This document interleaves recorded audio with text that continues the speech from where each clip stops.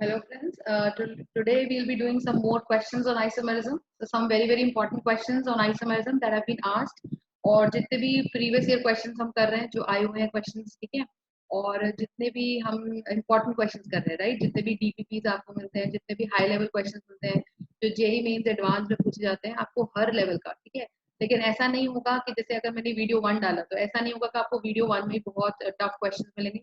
आपको you'll get from basic to advanced, you'll get every type of question in my videos. Just keep watching and do like, subscribe and share my channel so that ज्यादा से ज्यादा लोगों को फायदा हो सके, ठीक है इसका. और प्लस जितना आप सब्सक्राइब करोगे, जितना आप शेयर करोगे, उतना मुझे भी बूस्ट मिलेगा और मैं अच्छी वीडियोस आपके लिए लेकर आऊंगी. So it's very important that you share my videos and आपके दोस्तों का भी फायदा हो, राइट. और जो लोग अफोर्ड नहीं कर सकते उनके लिए this is going to be the best channel where you will get lot of questions for solving, ठीक है, क्योंकि क्वेश्चन मिल जाते हैं, असाइनमेंट सब दे देते हैं और एक्सप्लेनेशन थ्योरी की सब कर देते हैं, लेकिन जितने टाइप के क्वेश्चंस हम लोग इस चैनल पे सॉल्व करने वाले हैं आप अंदाजा भी नहीं लगा सकते. और थोड़ा पेशेंस रखना है, ठीक है. Every day we will be trying to solve every day 11 से 12 बजे के बीच में आपको daily you will get the videos. तो आप बिल्कुल उसको ध्यान रखिए. हर दिन से 2 से 3 वीडियोस का मेरा टारगेट रहता है, राइट. और अगर किसी को लगता है कि थ्योरी पार्ट नहीं समझ में आ रहा है, कि आपको 10 जगह ढूंढना पड़ रहा है और आपको कंसोलिडेटेड एक ही जगह चाहिए, तो एक 2000 रुपीज का हमारा एक कोर्स है. आपको चाहे तो आप वो परचेज कर सकते हैं. और अगर आपको आता है तो इस चैनल का फायदा होगा. हमारा टारगेट बस ये है कि जो बच्चे अफोर्ड नहीं कर सकते इतनी एक्सपेंसिव कोचिंग, आपको उसे आपको सब कुछ यहाँ मिलेगा. और जो अफोर्ड कर सकते हैं, there is nothing like an offline coaching. I am telling you, offline coaching से बेस्ट कुछ नहीं. लेकिन हाँ, जो लोग नहीं कर सकते, जो लोग फायदा उठा सकते हैं, तो बिल्कुल आप उठाइए, उसका कोई नुकसान नहीं, ठीक है जी. और तो आज हम क्या क्या क्वेश्चंस करेंगे ध्यान से देखते हैं. इस वीडियो में थोड़ी लेंथी वीडियो में नहीं बनाती हूँ क्योंकि बच्चा जब देखता है तो पक जाता है. तो मेरा टारगेट रहता है हाफ एन आवर मैक्सिमम की मैं वीडियोस बनाऊँ. अगर आपको लगता है कि मैं थोड़ी लेंथी वीडियोस बनाऊँ तो definitely you can tell me in the comment box. जरूर बताइए कि आपको कौन से चैप्टर के क्वेश्चन ज्यादा टफ लगते हैं, तो मैं उसकी वीडियोस आपको पहले बना के दूंगी. नहीं तो मेरे लिए अभी ऑर्गेनिक चल रहा है और मैं I am very good at all the 3 concept, physical हो, इनऑर्गेनिक हो, ऑर्गेनिक हो. और तो आपको ऐसा नहीं सोचना कि मैम ऑर्गेनिक की आती है तो ऑर्गेनिक की वीडियोस बना रही, नहीं. अगर आपको किसी चैप्टर का वीडियो पहले चाहिए तो definitely you let me know and I give you the videos. I try my best to give you the videos, ठीक है. लेकिन इतना हेक्टिक शेड्यूल होता है तो डेली वीडियोस बनाना थोड़ा पेशेंस रखना, ठीक है. वीडियोस आपको सबको मिलेंगे और क्वालिटी कंटेंट. चलो तो फर्स्ट क्वेश्चन हम करते हैं. पहला क्वेश्चन दे रखा है, what is the relation between what is the relation, question copy करते चाहिए आप, relation between the following compounds. The following compound. Isomerism की सीरीज चल रही है, ठीक है. What is the relationship between the following compounds? तो हर टॉपिक देखो केमिस्ट्री में इंपॉर्टेंट है, कुछ भी आप पढ़ लीजिए. ओके, तो relation between the following compounds, पहला कंपाउंड हमको दे रखा है ये कंडेंस बॉन्ड लाइन फॉर्मूलाज है इनके और ये, ठीक है. अब आपको पूछा जा रहा है कि इनमें क्या रिलेशन है, कि ये चेन आइसोमेरिज्म है, पोजीशन आइसोमेरिज्म है, क्या है, ठीक है. एक ये है. सेकंड क्वेश्चन आपको दे रखा है, इनमें रिलेशन बताना है आपको. तो this is some DPP I am solving, some advanced class का डीपीपी. तो दिस इज इट. थर्ड हम लोग के पास ये है और एक हमको दे रखा है ये ऑल बॉन्ड लाइन फॉर्मूलाज, और एक हमको दे रखा है ये, ठीक है. और फोर्थ हमको दे रखा है, इनमें रिलेशन बताना है आपको कि हर जोड़ी में आपस में ये दोनों किस टाइप के आइसोमर्स हैं, आइसोमर्स हैं भी, क्या आइडेंटिकल हैं कि क्या है, ठीक है. This you have to tell me. अब देखो बहुत ही ध्यान से देखिएगा, इसमें कार्बन 1, यहाँ पे हर पॉइंट पे कार्बन है ना, 2 3 4 5 6 हाइड्रोजन आप कंप्लीट कर सकते हैं. हाइड्रोजन हर कार्बन 4 बॉन्ड्स बनाता है, तो मैं एक कंप्लीट करती हूँ, बाकी आप कर सकते हैं. तो इस कार्बन ने एक इधर 2 3 और 4, इस कार्बन ने 1 2 3 और 4. तो यू अंडरस्टैंड नाउ, 1 और 2 अल्टीमेटली हाइड्रोजन तो बैलेंस ही पूरा करने का होता है. तो मैं इसको रब करके प्रॉपर्ली बना देती हूँ.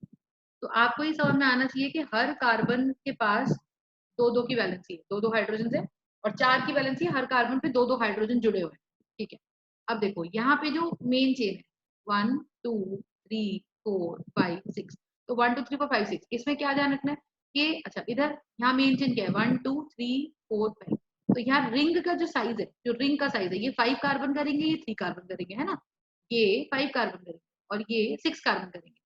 तो 5 और तो मेन रिंग की लेंथ बदल गई, और लेंथ बदल जाती है तो उसको क्या बोलते हैं बेटा, चेन आइसोमेरिज्म. तो this is chain isomerism.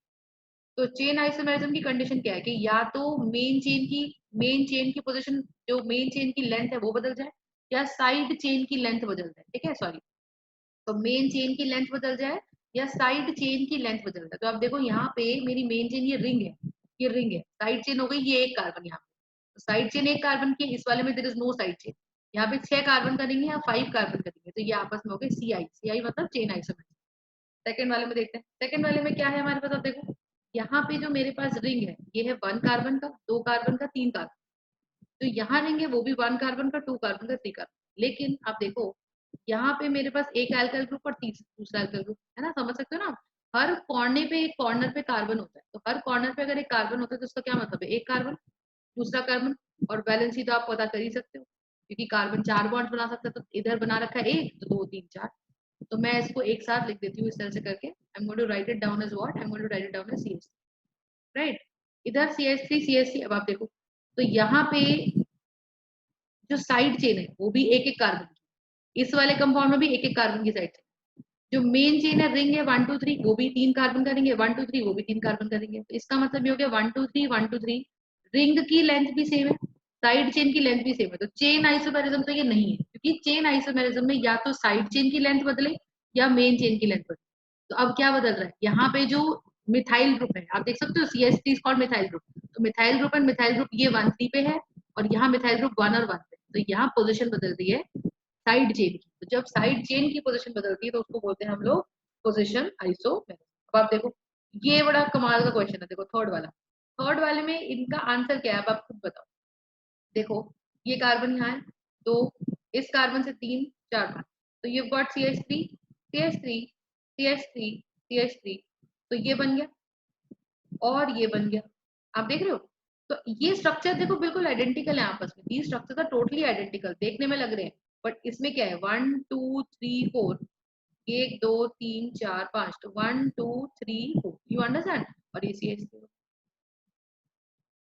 getting my point, so we've got this particular thing, तो 1 2 3 4, राइट, तो ये चीज हमको ध्यान यहाँ पे रखनी है कि 1 2 3 4 है, तो बिल्कुल आइडेंटिकल स्ट्रक्चर, देखो ये मेन चेन बन रही है अपने पास, ये मेन चेन बन रही है और ये दोनों साइड चेन, यहाँ पे ये मेन चेन बन रही है तो ये दोनों साइड चेन, है ना भाई, और कोई बच्चा कहेगा कि मैम ये मेन चेन है, बिल्कुल ये मेन चेन हो सकती है, तो ये साइड चेन हो जाएंगी दोनों, तो बिल्कुल ब्यूटेन 4 कार्बन, ब्यूटेन 4 कार्बन, दो साइड चेन, ब्यूटेन, तो ये बिल्कुल आइडेंटिकल स्ट्रक्चर है, बस ऐसे घुमा दिया, ये ऐसे डांस कराने से ऐसा नहीं होता, आप स्ट्रक्चर देखो, सिर्फ घुमाने से स्ट्रक्चर नहीं बदलता है, तो ये जो थर्ड वाले की जो पेयरिंग हो रही है, थर्ड वाले की पेयरिंग में दे आर टोटली आइडेंटिकल, आपस में इनका कोई रिलेशनशिप नहीं, कोई आइसोमेरिज्म का रिलेशनशिप नहीं।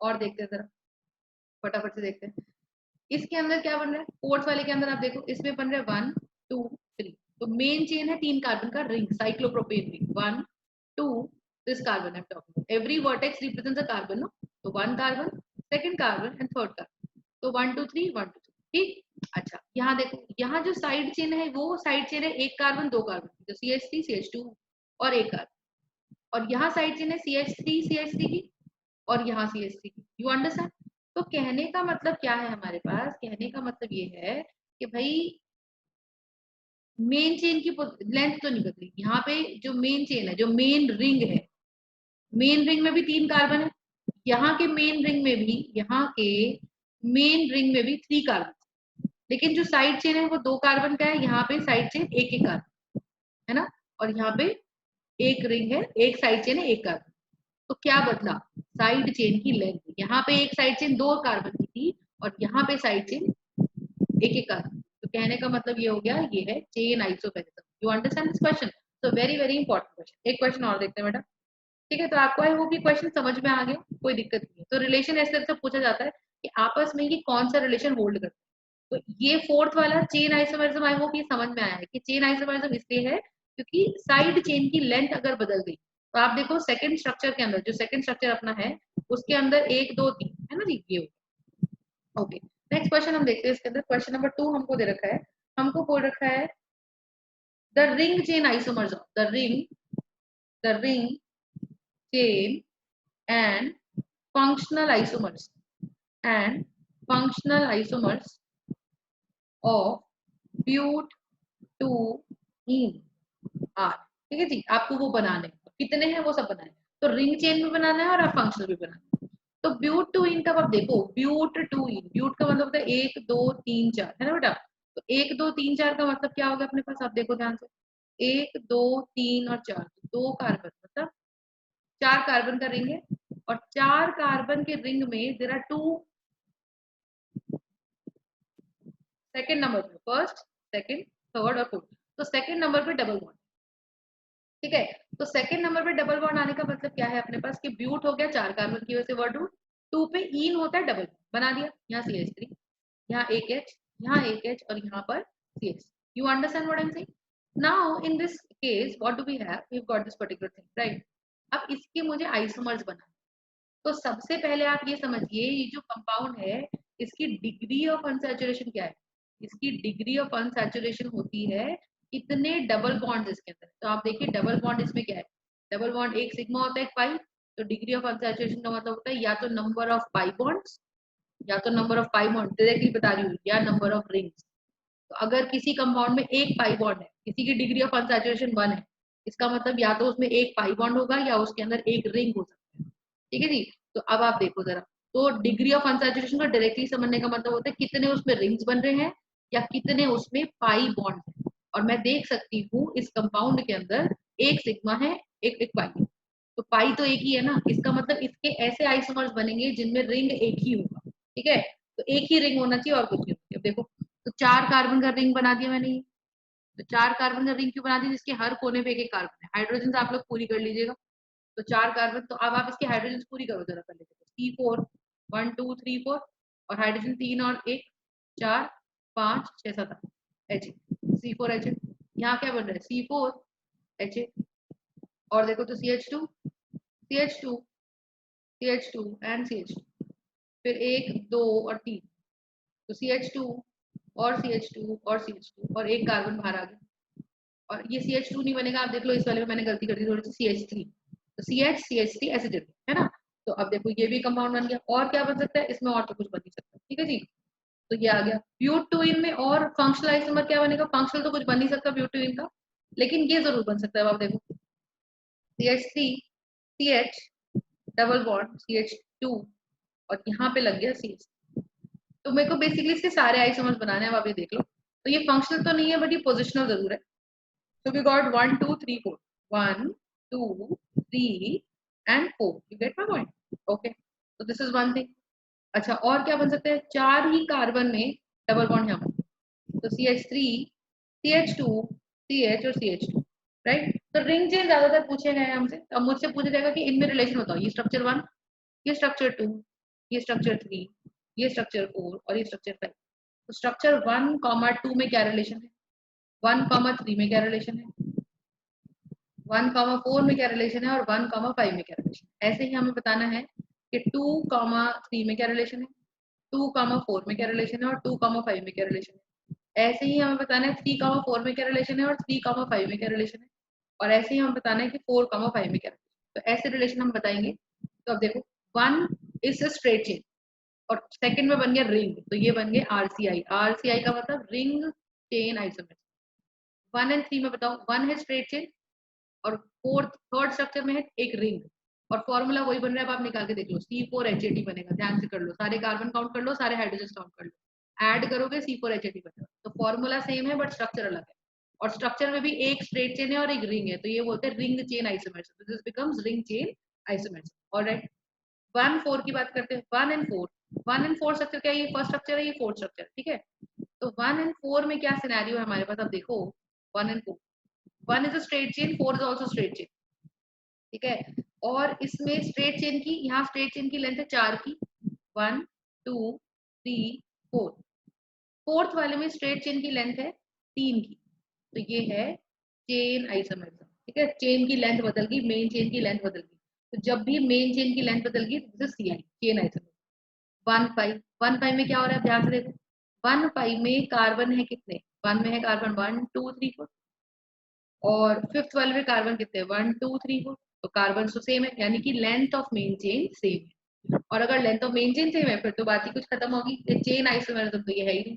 लेकिन बदला क्या बेटा, बदला डबल बॉन्ड की पोजीशन। आप देखो डबल बॉन्ड यहाँ चालू हो रहा है सेकंड कार्बन से, यहाँ डबल बॉन्ड चालू हो रहा है first carbon. This is basically position iso, this is position, iso. I hope this is clear. Then what do we have? Next we check about 2, 3. So when you have to check about 2 and 3, you see 2 and 3. 3 is a straight chain, 2 is a ring. This is again RCI, ring chain isomerism. 2 and 4, 2 and 4, 4, sorry. Okay. Sorry, not 2 and 3. Sorry. 2 and 3. तो 2 में भी ring है, 3 में भी ring है. लेकिन 2 में length है मेन चेन की 4 कार्बन की, 4 कार्बन करेंगे. 3 में रिंग है 1, 2, 3 कार्बन का. ठीक है, तो ये हो गया अपने पास. तो यू हैव टू अंडरस्टैंड कि 2, 3 बन गया मेरे पास चेन आइसोमेरिज्म, क्योंकि जब भी length of main chain change हो जाती है. ठीक है, 2, 4 की बात करते हैं. 2, 4, 2 is a ring, 4 has got a straight chain. तो क्लियरली आंख बंद करके ring chain isomerism. Formula same है, पर उसी फॉर्मूले से एक रिंग बन रहा है और उसी फॉर्मूले से एक स्ट्रेट चेन बन रहा है. ठीक है, 2, 5 की बात करते हैं. 2, 5 में 4, 2 कार्बन, 4 कार्बन का ये रिंग हो गया और 5 में स्ट्रेट चेन आ गई. तो इसका मतलब 2 is a what, 2 is what, 2 we have got 4 carbons and 5 में is a straight chain. So we got again RCI ring chain. 3 and 4 की बात करते हैं. 3 and 4, 3 and 4 में क्या है? 3 में रिंग है, 4 में भी स्ट्रेट चेन है. 3 and 4 भी RCI. 3 and 5 की बात करते हैं. 3 and 5 में क्या है? यहाँ पे रिंग है थर्ड में, और 5th में अपने पास स्ट्रेट चेन है. तो ये फिर से RCI ring chain isomerism. RCI मतलब रिंग चेन आइसोमेरिज्म. 4 and 5 में क्या है बेटा? 4 और 5 में क्या है? 4 में चेन है 3 कार्बन की, देख लो 1, 2, 3, और 5th में कार्बन की चेन है 4 कार्बन. तो यहाँ पे length of main chain change हो रही है, तो ये है चेन आइसोमेरिज्म. तो इस तरह से हम इनके बीच में रिलेशन अपना बताते हैं. ठीक है जी, तो ये हमारा एक क्वेश्चन होगा. एक क्वेश्चन और देख लेते हैं फटाफट से, क्वेश्चन नंबर 3. तो that question is there, you may find it out. ठीक है, ये क्वेश्चन सारे बहुत इंपॉर्टेंट क्वेश्चन है. जैसे मैं एक स्ट्रक्चर बना रही हूँ. क्वेश्चन कहता है calculate the degree of unsaturation. Calculate the degree of unsaturation of the following compound. तो किसी पर्टिकुलर कंपाउंड की डिग्री ऑफ अनसैचुरेशन आप बताइए. ठीक है, तो क्या है वो कंपाउंड? देखो स्ट्रक्चर बना रही हूँ मैं, जरा फटाफट से आप बना लो स्ट्रक्चर. मैंने आपको डिग्री ऑफ अनसैचुरेशन का क्लियर कट मतलब बताया था, number of pi bonds plus number of rings. आपको स्ट्रक्चर को इस तरह से तोड़ना है, इस तरह से तोड़ना है कि उसके अंदर आप उसको स्ट्रेट चेन में बदल दो. तो देखो एक ये इधर ऐसे बना रखा है और फिर हमारे पास ये दे रखा है इस तरह.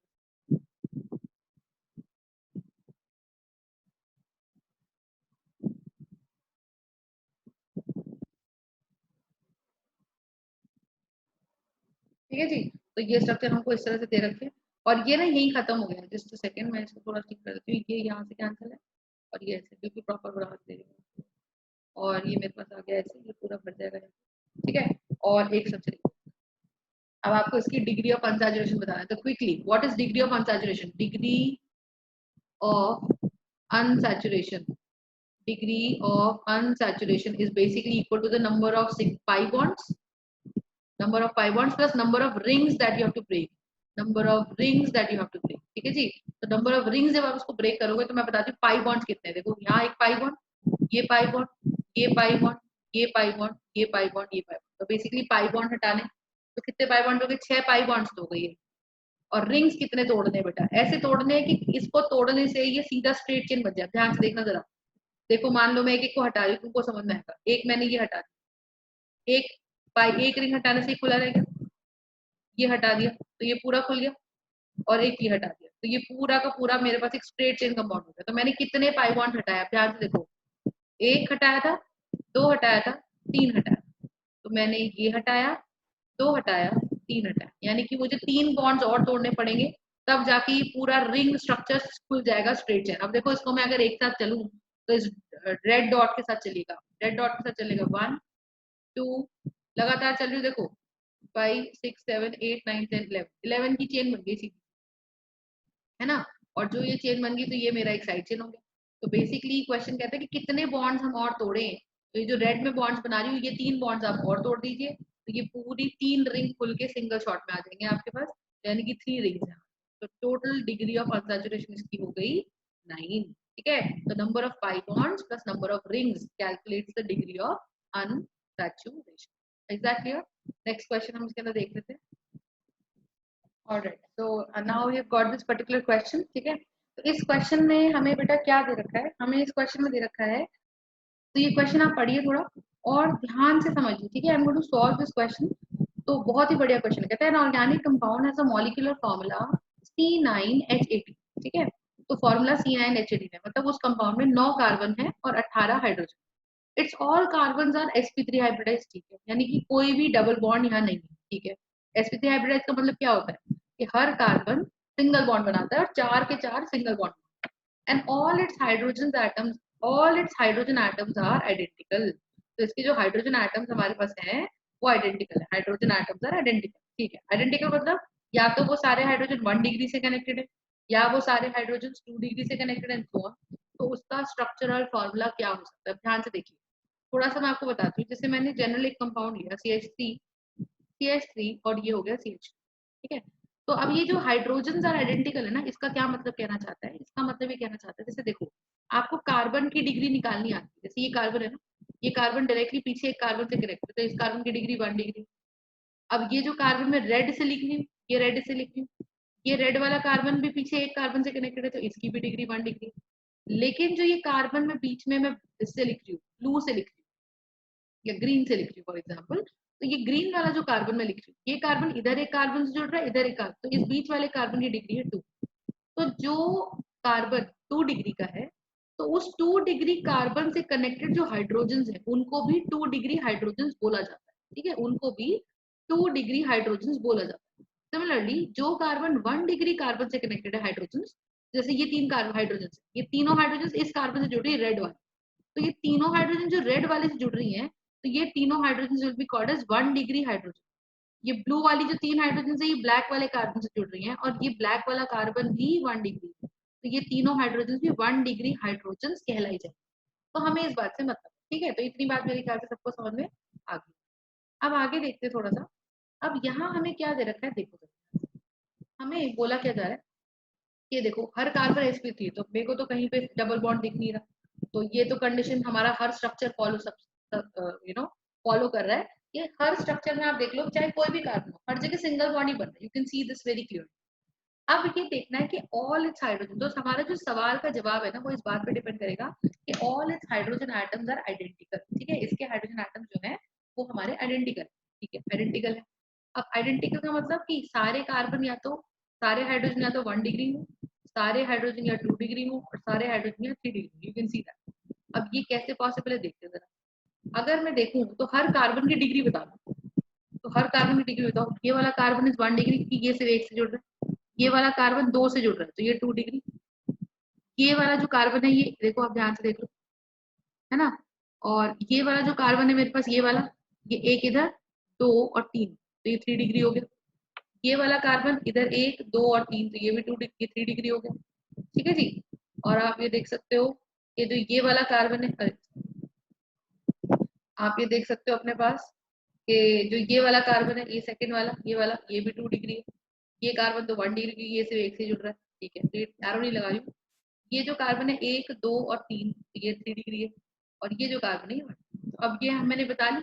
और देखो हर कार्बन पे कोई ना कोई हाइड्रोजन जुड़ रहा है, तो डेफिनेटली ये हाइड्रोजन 1 डिग्री हाइड्रोजन, ये 2 डिग्री हाइड्रोजन, ये 3 डिग्री हाइड्रोजन, ये 3 डिग्री हाइड्रोजन, ये 3 डिग्री हाइड्रोजन, ये 1 डिग्री हाइड्रोजन, तो हाइड्रोजन का नेचर सेम नहीं हुआ। इसमें बात करो सेकंड स्ट्रक्चर में, बात करो सेकंड स्ट्रक्चर में, मैं अगर डिग्री बताऊं सबकी तो डिग्री लिख लेते हैं। और देखो ये ये डिग्री कितनी है, एक कार्बन इधर बॉन्ड बना रहा है, ठीक है, so I am putting a red line over the bonds दोबारा से, तो आपको ये आइडिया लग जाएगा कि कहाँ ये बॉन्ड बना है। तो ये जो कार्बन है ये वाला, ये बॉन्ड बनाता है एक इधर एक इधर एक इधर, तो 3 बॉन्ड बना रहा है, तो इसकी डिग्री हो गई 3 डिग्री। इस वाले कार्बन की बात करते हैं, इस वाले कार्बन की बात करते हैं, ये वाला कार्बन अपने कितने कितने बॉन्ड बना रहा है, ये बॉन्ड बना रहा है एक इधर 2 और एक इधर, तो ये भी 3 डिग्री का हो गया। ये वाला जो कार्बन है थर्ड कार्बन, ये वाला, this carbon is also making how many bonds, you can see 1 2 3 and 4, this carbon is also becoming 4 degree, you can see, so 1 2 3 and 4, so this carbon becomes 4 degree, correct. Also this carbon is also, I'm so sorry, this carbon is becoming 1 2 3 and 4, तो ये भी 4 degree, ये carbon भी 4 degree, 4 degree. ये जो carbon है ना कोने में, ये जो कार्बन है एक, ये एक ही कार्बन से जुड़ रहा है तो ये 1 डिग्री, ये जो कार्बन है ये एक से जुड़ रहा है तो ये 1 डिग्री, ये जो कार्बन है ये भी एक कार्बन से जुड़ रहा है तो 1 डिग्री, ये कार्बन भी एक से जुड़ रहा है 1 डिग्री, ये कार्बन भी एक से जुड़ रहा है 1 डिग्री, ये कार्बन भी एक से जुड़ रहा है 1 डिग्री, तो सारे कार्बन 1 डिग्री, देयरफॉर इसमें जितनी भी हाइड्रोजन, और आप देख सकते हो जो 4 डिग्री कार्बन है, तो हाइड्रोजन है ही नहीं, तो यही मेरा आंसर हो जाएगा ना। बाकी सब में देख लो, ये कार्बन है 1 2 3 और 4, तो इसकी डिग्री 2 डिग्री है, और यहाँ 2 डिग्री हाइड्रोजन है, और इस पे कार्बन कितनी है, इस पे कार्बन ये 1 डिग्री कार्बन है, और उस पे 3 हाइड्रोजन है। ये 2 डिग्री कार्बन है, 1 और 2, तो इस पे 2 हाइड्रोजन। तो इस कंपाउंड में मुझे 2 डिग्री हाइड्रोजन मिलने वाली है या 1 डिग्री हाइड्रोजन मिलने वाली है। इसकी बात कर लो, इसमें हाइड्रोजन कितनी है, तो ये 1 2 3 4, तो इस पे जो हाइड्रोजन है वो कहला जाएंगे 2 डिग्री, ये 1 डिग्री, तो दो अलग अलग टाइप के हाइड्रोजन आ गई, तो वो मेरा आंसर हो नहीं सकता। तो what is my correct answer? The correct answer is right. So you have to understand this. Any doubts in this question, right? तो ये हमारा एक important question जो हमने इसमें डिस्कस कर। Okay. तो इस क्वेश्चन को आप ध्यान से पढ़ते हैं। सवाल कहता है which of the following is not an isomer of CH3 CH2 CHO। बहुत ही सिंपल सवाल है। क्या क्वेश्चन कह रहा है कि इनमें से कौन सा इसका आइसोमर नहीं है ना। तो देखो, आइसोमर की बात होती है तो आइसोमर होता है जिनका केमिकल फॉर्मूला सेम है। तो इसका अगर मैं कंडेंस्ड केमिकल फॉर्मूला देखूं, अगर इसका मैं कंडेंस्ड केमिकल फॉर्मूला देखती हूँ अपना इस कंपाउंड का, इसका अगर मैं कंडेंस फॉर्मूला देखती हूँ तो कंडेंस फॉर्मूला क्या बनता है इसका, इसका कंडेंस फॉर्मूला बनता है 3 कार्बन 1 2 3, तो 3 कार्बन तो C3, तो 3 कार्बन का मतलब हो गया C3, है ना जी। तो ये मेरे पास बन गया C3। H कितना बन गया, 3 और 2 5, 5 और 1 6, H6 और 2, राइट। तो ये C3H6 है। अब आप सबका पहले तो कंडेंस फॉर्मूला निकाल के देखो, तो कंडेंस फॉर्मूला निकाल के देखो, इसमें 1 2 3 4 C4, ये तो यही गड़बड़ हो गया, 3 और 2 5 और 3 8, H8 हो। तो फॉर्मूला ही सेम नहीं है तो आइसोमर कैसे होगा। बाकी सबको भी टेस्ट कर लेते हैं। 1 2 3 यहाँ C3, और हाइड्रोजन कितने हैं इसके अंदर, एक O आ गया इसके अंदर, ठीक है, एक O तो इसमें भी था। और हाइड्रोजन कितने, 1 2, क्योंकि कार्बन 4 बॉन्ड बनाता है तो 1 2 3 4, ये कार्बन 1 2 3 और 4, ये कार्बन इधर 1 2 3 और एक हाइड्रोजन 4 और O और H, तो कितने हाइड्रोजन होंगे इसके अंदर, अब आप देखो जरा। तो इसके अंदर हाइड्रोजन का नंबर रह जाएगा कितना, C3, H1 2 3 4 5 6, H6 और एक O, है ना। तो ये फॉर्मूला बन गया। इसमें भी देख लो, 1 2 3, 3 कार्बन C3, 2 3 4 5 6, H6 और O, और इसमें भी कितने कार्बन, 1 2 3, कोने पे हर वर्टेक्स कार्बन, और कार्बन की 4 की वैलेंसी होती है, कार्बन 4 बॉन्ड्स बनाते हैं, तो 1 2 3 और 4, 1 2 3 और 4, 1 2 3 और 4, यू अंडरस्टैंड। तो ये हो गया C3H6। So you have to understand this very very important concept कि भाई आइसोमर्स होते हैं which have same chemical formula but different structural formula. तो केमिकल फॉर्मूला तो सबका सेम आ रहा है, बस इसका ही अलग आ रहा है। इसका मतलब यही मेरा आंसर है कि ये जो पूछ रहा है कि which of the following is not an isomer, तो आइसोमर कौन नहीं है, यानी कि जिसका फॉर्मूला ही अलग हो गया वही आइसोमर है, ठीक है ना। तो ये क्वेश्चन हमारा इस तरीके से हो जाए। चलिए नेक्स्ट क्वेश्चन चलते हैं, तो आगे देखते हैं थोड़ा सा, ठीक है। तो ये हमारा एक क्वेश्चन हमें दिया हुआ है, what is this question about, कि हमें बताना है कि कौन सा जोड़ीदार पेयर ऑफ मेटामर्स है। पहले तो आप ये ध्यान रखिए मेटामर्स कहाँ कहाँ आपको मिलते हैं, ठीक है, पहला चीज तो आपको ना यहाँ पे आपको थोड़ा ऑप्शन छांटने पड़ेंगे। तो मेटामर्स हमें मिलते हैं ईथर्स में, मेटामर्स हमें मिलते हैं एस्टर्स में, मेटामर्स हमें मिलते हैं अमीन्स में, ठीक है, और मेटामर्स आपस में मिलते हैं हमें कीटोन्स में। मतलब कीटोन दूसरे कीटोन का मेटामर हो सकता है, ठीक है ना। ईथर दूसरे ईथर का मेटामर हो सकता है, एस्टर दूसरे एस्टर का मेटामर हो सकता है, और अमीन दूसरे अमीन का मेटामर हो सकता है।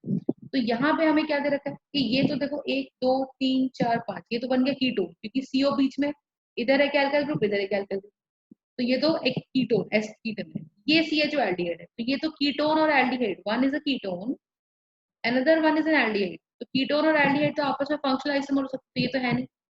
इसमें देखो ये एस्टर है, which of the following is a pair of metamers, this you are supposed to tell. Okay, अब देखो ये NH2, ये NH2, NH2 में तो हमने सीखा था कि NH2 हमने एक कैटेगरी पढ़ी थी कि वो कभी भी मेटामर्स नहीं होते, तो ये हमेशा या तो पोजिशन होंगे, तो ये भी नहीं होंगे।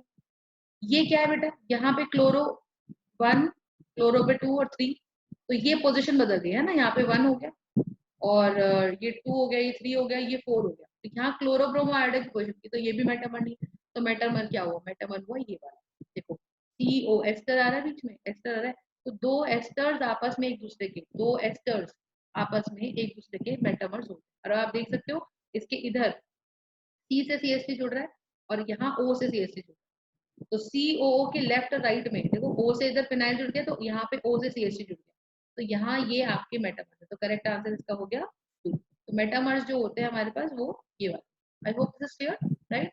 तो this you have to So that is it for this video, and we'll be solving some more questions. So keep sharing and liking this channel. और चलो अगले चैनल में मिलते हैं, अगले वीडियो में मिलते हैं. सॉरी, गलत बोल दिया मैंने. अगले वीडियो में आपके साथ मिलते हैं एक नए टॉपिक के साथ, सब अच्छे क्वेश्चंस के साथ. ठीक है जी, थैंक यू सो मच.